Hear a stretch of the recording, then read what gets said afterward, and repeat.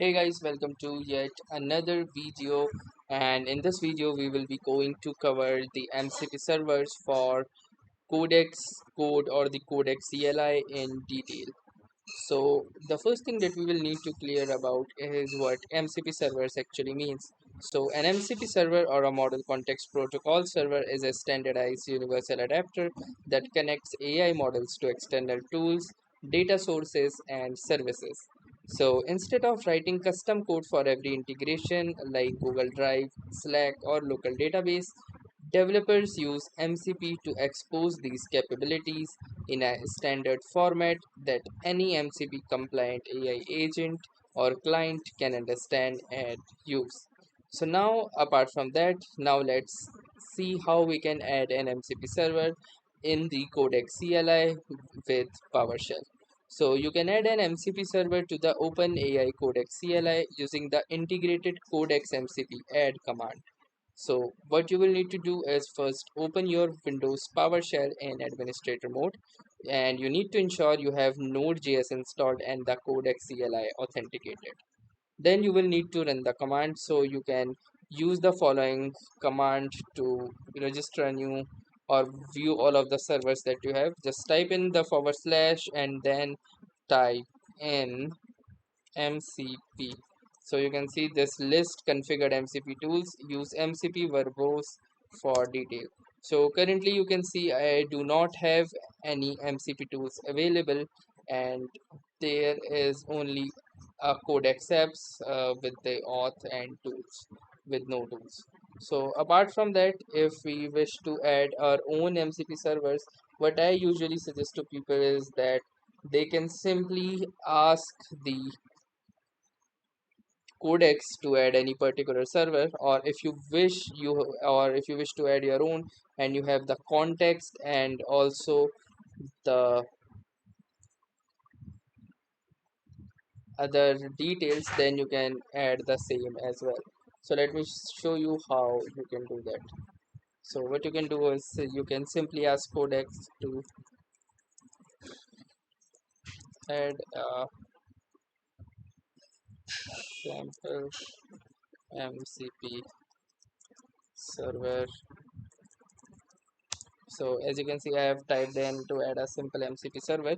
Now if you also look into the codex, you can see here we can also add the MCP servers by going to settings MCP servers, and you will need to type in these following details. And the same, if you have these details, then you can also do the same in your codex code as well. So you need the name, the arguments, environment variables and working directory in this as well.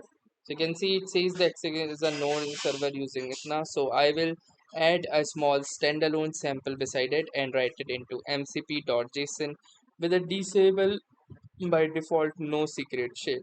So you can see basically this is how it is writing up or adding up the MCP server using these details. And once this will be added, I will guide you further on how to see it or how to use it. So basically the command for any particular MCP server would look something like this. So you type in the codex MCP add, and then you will need to type in the name. So for example, let's say context 7. Then you will need to pass in the arguments, and then you will need to type in npx y, and then you're going to type in at the rate and then the directory, which could be anything from these particular files within your local directory.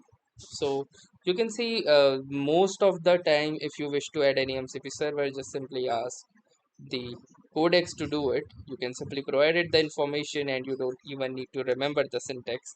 I just provided it for educational purposes if you are interested, but apart from that, codex can handle it pretty well on its own.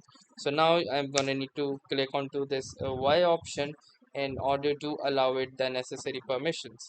Also, one thing that I did notice was that Codex is a little bit slower in comparison to the Cloud Code, especially while adding or working with the MCP servers, as MCP is also built by Anthropic itself, so it's a much more better integration in the Cloud Code itself. So now you can see that we are still waiting in order for Codex to add the MCP server, and I think it has currently taken around 3 minutes for adding the MCP server. Now I will again need to allow it for another permission, and once the MCP server will be added, we can see it listed in here, and you can see that it has added a runnable sample MCP server at this particular directory, and it includes the following tools, resources, prompt, package setup, usage notes, and registration.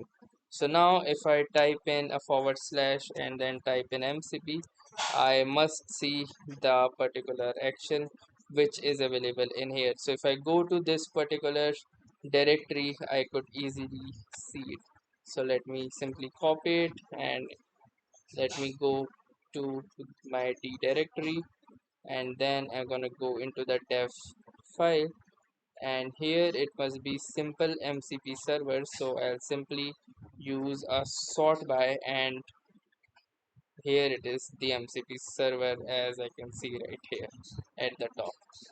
So it is currently being loaded in anti-gravity, but you can also load it in anything else like VS Code as well. So I will first need to also authenticate my anti-gravity so that I can view the contents of this MCP server. But nevertheless, you can check out the same with your own. Thanks for watching and have a nice day.